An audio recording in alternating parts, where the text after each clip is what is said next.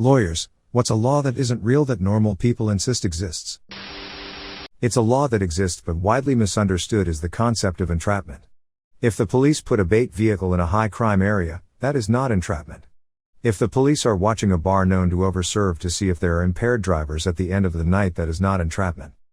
Entrapment only occurs when a gov agent suggests committing a crime that you were not otherwise going to commit. This actually happened to an old high school teacher of mine.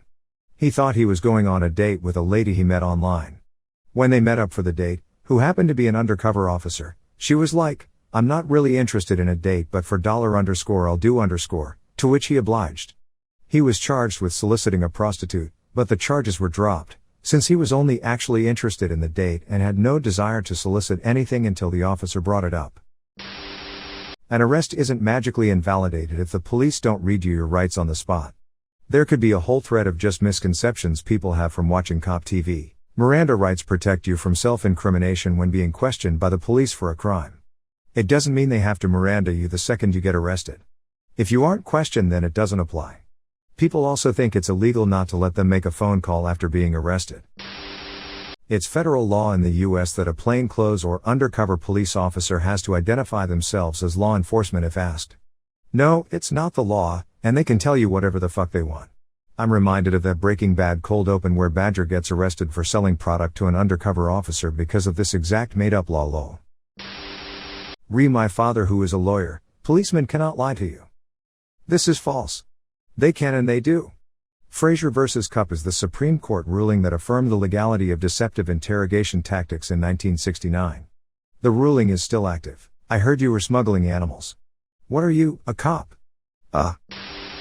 In California, it's not illegal to discuss your wages with your coworkers, despite what your boss might say. It's actually illegal nationally for a company to retaliate for discussing wages. They typically just make up some other bullshit reason to fire you instead. It's actually not illegal anywhere in the United States to discuss wages or form/join a union, contrary to what many employers may claim. I also strongly recommend you do both to protect yourself and your colleagues from being taken advantage of. People that think it's illegal to be videotaped in a public space. I saw someone on Nextdoor complaining about my reasonable right to privacy in a public place, when someone was shaming 20 people standing together waiting for takeout. Sorry, that's the opposite of how it works. Driving with interior overhead car lights on is not illegal. I had an experience with this. Got pulled over as a very new driver, 16, because my interior lights were on. The car and I were so new to each other I didn't know all of the controls and I had just left a bright parking lot. No laws broken, but the cop told me he stopped me for suspicion of DUI because it's an indicator of impaired driving. It's indicative of lack of attention. Your mom told you that was illegal when you were a kid, too, huh? No laws against driving barefoot. Mandatory edition in the US. In Germany, while appropriate footwear is not directly required, you can be found at fault if your choice of footwear or lack thereof leads to your inability to avert an accident. Saw this and immediately went to Google to disprove, but you're absolutely right. I've been told this my entire life and always thought it was dumb. The reasoning everyone always told me was because the vibrations from the pedals would make your foot fall asleep or go numb so you wouldn't have as much control, even though I know so many people who drive barefoot and have never heard one of them say that their foot fell asleep. Probate attorney here. I've had many people ask me when the reading of the will is going to take place. I explain to them that only happens in movies. But one of these days I'm going to have one, and hire a mysterious blonde wearing a veil to sit in the corner quietly. Then I'll tell everyone that she inherits everything. Provided, of course, that she must adopt the decedent's cute but troublemaking 6-year-old child no one knew about. Or she can spend the night in a haunted house. Her choice. There will now be a requirement for such a mysterious lady's presence at the reading of my will, written into my will. Along with a handful of burly yet solemn fellows, dressed in stereotypical G-man attire, complete with sunglasses and earpieces. One will be Russian, or at least able to fake the accent consistently, and should only be curtly acknowledged by the others. Every one of them should be entirely vague about how they knew me except from business, and the men should all refuse to acknowledge the presence of the veiled woman, and feign terror if compelled to look at her.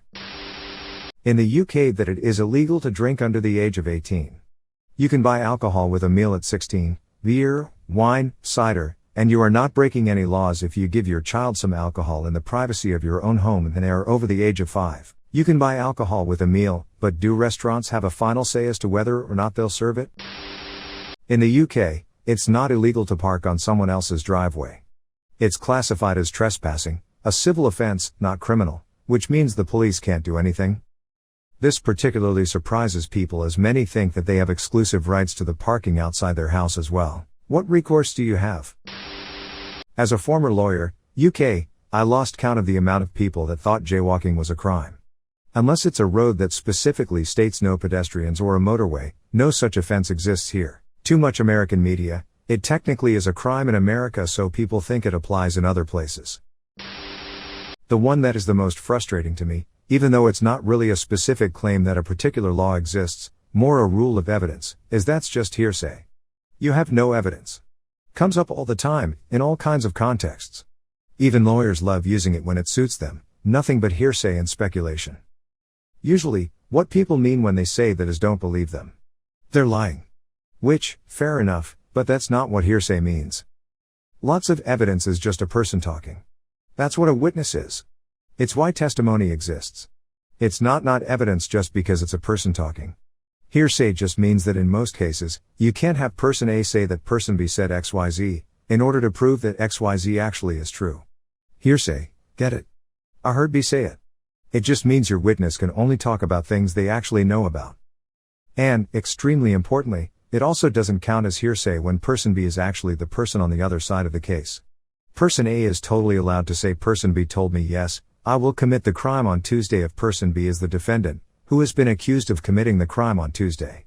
You don't get to complain it's hearsay if you're the one who supposedly said the thing they heard. This isn't exactly what you're asking for, but I think it's valuable for people to know. You do not need to wait 24 hours to report someone as missing. I would hope not, since every cop drama I've ever watched says the first 48 hours are the most important. If someone has to wait 24 hours, they lost 24 hours of that 48. U.S. Ex-lawyer here. There is no law that requires the police to provide you with their name and badge number when asked. There may be internal policies, but it's not the law. There is also no law that requires the police to get a supervisor if demanded. Again, policy versus law. There is no law that allows you to question whether an order given by the police is lawful or not. A court has to decide if the order was lawful after the fact, but there are laws to punish you if you do not comply. Negligent motorcycle driver forced me to hit him from behind with my car. I was young and naive at the time, never been in an accident until then. Guy makes me sign a paper that says that the accident is my fault because I hit from behind and wanted compensation. I explained the situation to my dad, and he concluded that the guy was obstructing normal traffic and I had no option but to hit him from behind in the particular circumstance. The guy ended up taking us to court, showed the judge the piece of paper that I signed. I explained that I signed it under duress and that he explained that by law whoever hits from behind is responsible for the accident. Judge looked him in the eye and asked him if that's true. He said yes, then she asked him to point out which law states that. He just shut the fuck up. Fuck that guy. I'm no lawyer, but I don't feel like most of the villains in Scooby-Doo committed any actual crime. I don't think it's against the law to put on a mask and scare some trespassers on your own property. What if there's an abandoned gold mine underneath it? Sovereign citizen stuff. I feel like enough folks have claimed to be sovereign citizens that it's become normal. But no, generally you can't declare yourself exempt from the laws in effect where you are. My first job while in school was as a law clerk was to respond to pro se writs of habeas corpus from prisoners. One of the first ones I was given was to respond to a guy that claimed he was falsely imprisoned because he had sovereign immunity. He had changed his name to Jesus Christ and claimed that because he was the sovereign, he was not subject to our laws anymore and needed to be released. I remember being very flummoxed on how to respond. I spent entirely too much time on that reply.